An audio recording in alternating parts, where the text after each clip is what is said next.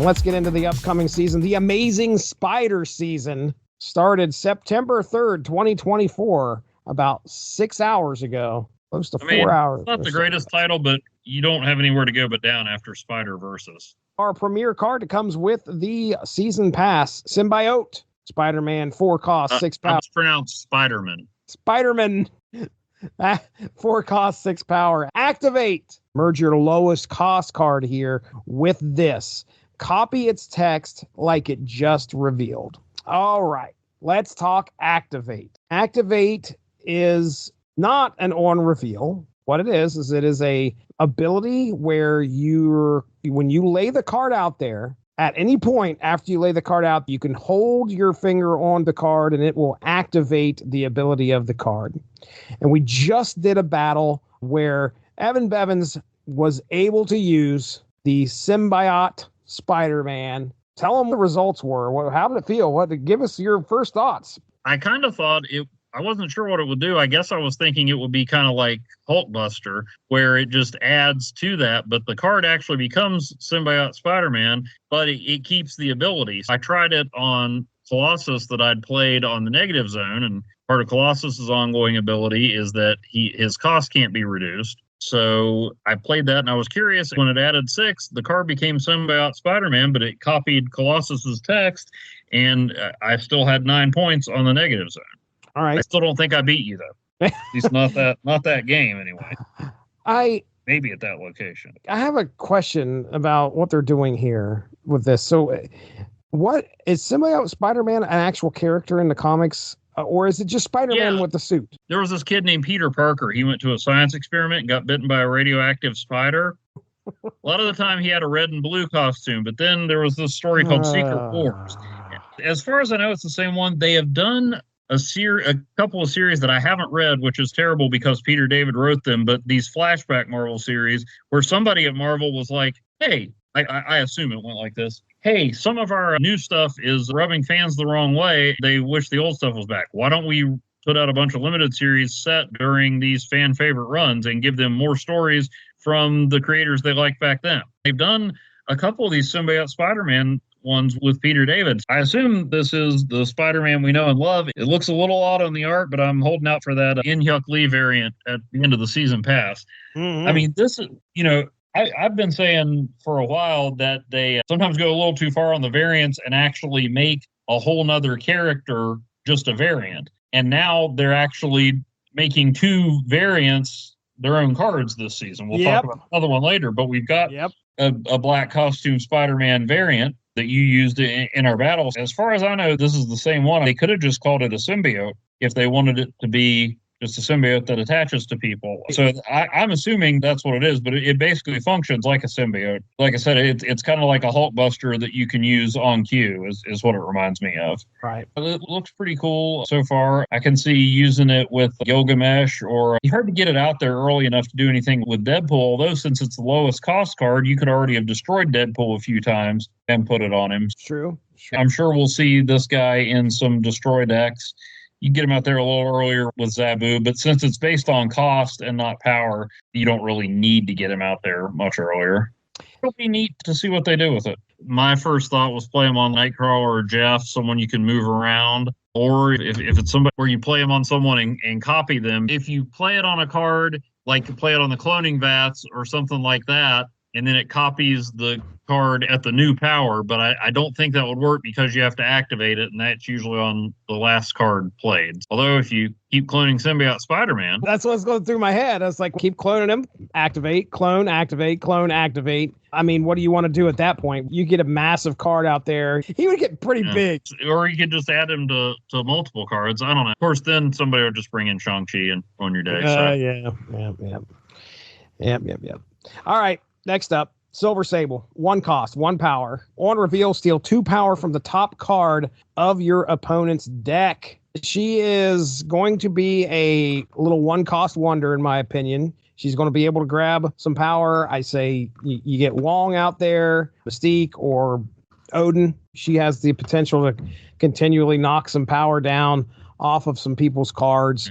And if you clone her, she keeps adding to that power. I totally missed that she steals the power. She's stealing that power from it, so I assume you could have that card in the negatives, I would assume. So yeah, I dig it. I think she'll be fun to have in there. What are you thinking? Yeah, I had on here, we copied the document from last time. Marvel Boy was the first card out, and I said added to my Thanos deck.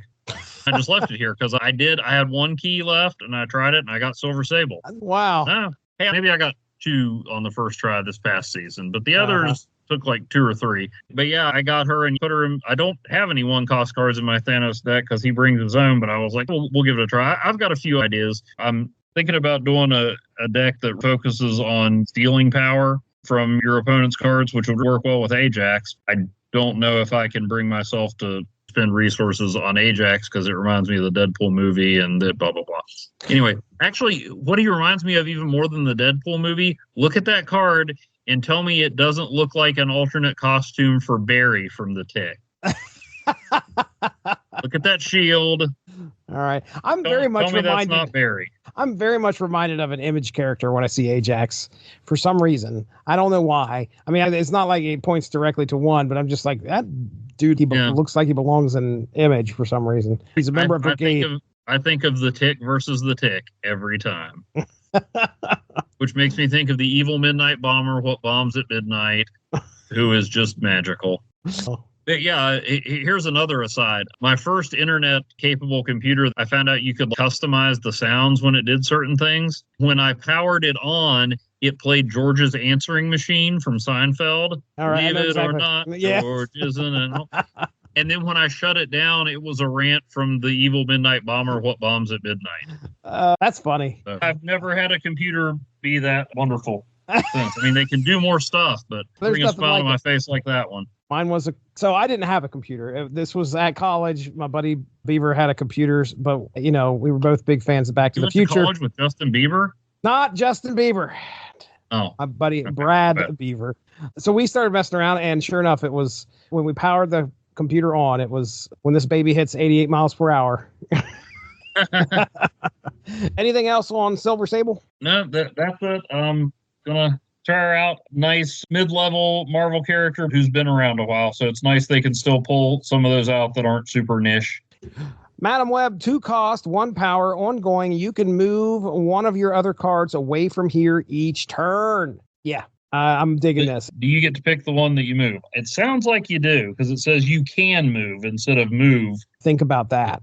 Because if you just left Multiple Man there and Madam Web there, Multiple Man is going to every single spot, and he stays in that spot. So he will. Yeah, that eventually clogs things up, although that would be good for your Cerebro deck. Yeah, you're right. I think you're right. It would clog things up pretty quickly, but if you could somehow power up Multiple Man, Nakia or something like that, and then get him down there, it'd be nice to have her just feeding them out. Now imagine, I'm going to have to try this one out if I get Madam Web. Madam Web, Phoenix Force, and then Torch or Dagger or Vulture. Those are the ones that I like to bring back with Phoenix. So you can move them, and then Hercules throws them back. I feel like you could potentially move a card 3 times in one turn. Well, I'm excited. But yeah, I'll try that one out for sure. I like it. So Aranya, 1 cost, 1 power. Activate, give the next card you play +2 power and move it to the right. We are moving and grooving here, folks. I've just put C above, which was Human Torch. Yeah.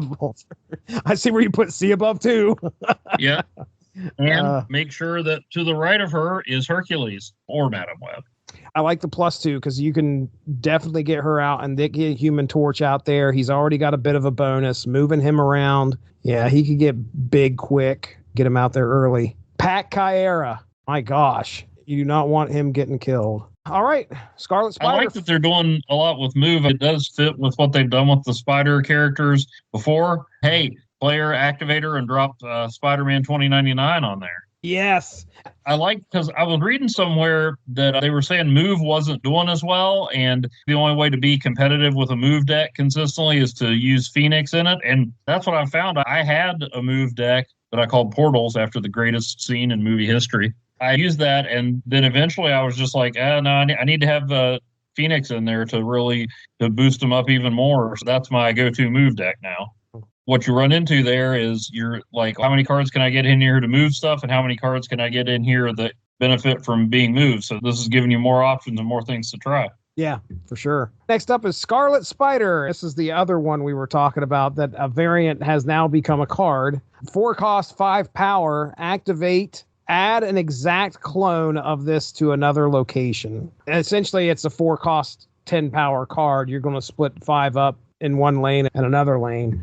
Try and boost it up as best as you can. You know, you got a situation where you may have a Sanctum Sanctorum on the board and you need somebody to get in there. Yeah.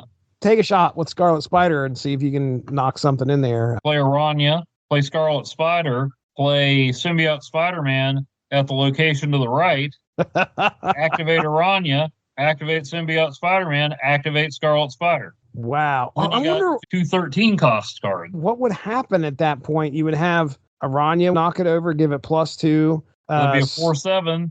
Then you activate Symbiote Spider-Man, be a 4/13, activate Scarlet Spider. You got 2 4/13s. That's going to actually probably win some lanes.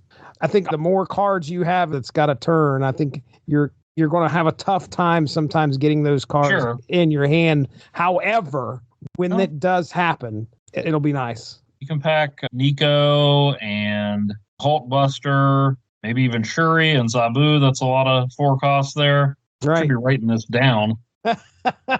We'll come. Listen to the podcast after it happens. That's sometimes what I have to do. Oh, I just saw your Sanctum Sanctorum note there. I totally stole it. My bad. No, that's okay. Anything else you can think of as you type this out? Yeah, I'm typing this down so I remember this. Remember the combo. This idea.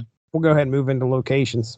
Locations. First up is the Brooklyn Bridge. You can't play cards here 2 turns in a row. My strategy was you Legion that thing on turn 5. If they possibly lay out on all 3 lanes, which I don't know, especially if they're playing all these 1 cost deals that you've been seeing lately, they would not be able to put anything out there on turn 6. And you got a Doc Doom in your hand. You can get a 5 power card into that lane pretty quickly. But I think Jeff would work. I think this will be interesting. I like this location. We're stepping up here from last season. We've got a location that's going to affect gameplay quite a bit. So Legion's going to be in the deck. What are you thinking? Well, first I'm thinking keep Gwen Stacy away from there. Is Ghost Spider Gwen Stacy? She's Spider-Gwen? Oh. As long as you're making a deck for that week, you'd probably want to throw Jessica Jones in there. Good point. Very good. And, maybe in case you really need to get in there, or in case you're worried you're going to run into Jesse Starcher when that's the featured location, pack Jeff and War Machine. Yes. That could be pretty interesting.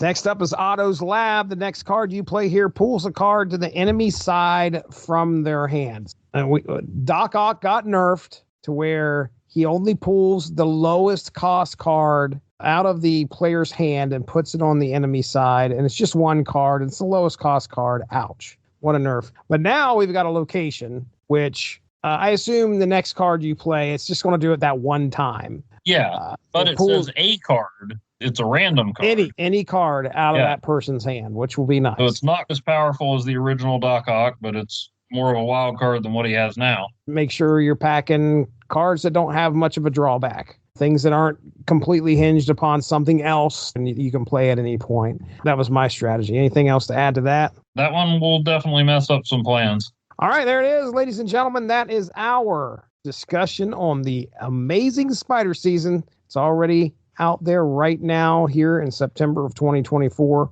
If you have a chance to play any of those cards, let us know. What's the Twitter? Tell them what that is. At Snap Material. There it is. And you can also go on there and let us know if you'd like to join the Snap Material Alliance. Very casual alliance. But yeah, let us know so we know it's not just a random person. Not that random people aren't welcome, but we'd like to keep it with the folks we know and related to the show. Yeah, at Snap Material. For sure. Thanks a lot for joining us. Make sure to tune in tomorrow for the next installment of Snap Material.